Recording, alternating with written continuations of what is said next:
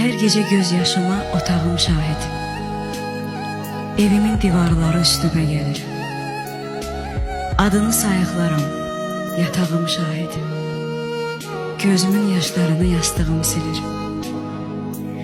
Çarəsiz baxışlarım pəncərəmdədir. Mən necə əlacsızam, görənlər bilir. Bəlkə də düşünürlər günah məndədir.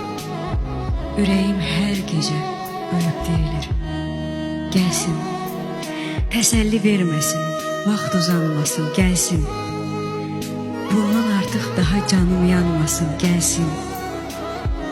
Onun yeri ölüncə mənim yanımda, gəlsin.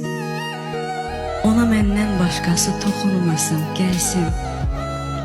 Üz-üzə dayanaq heç danışmasın. Onun yeri ölüncə mənim yanımda.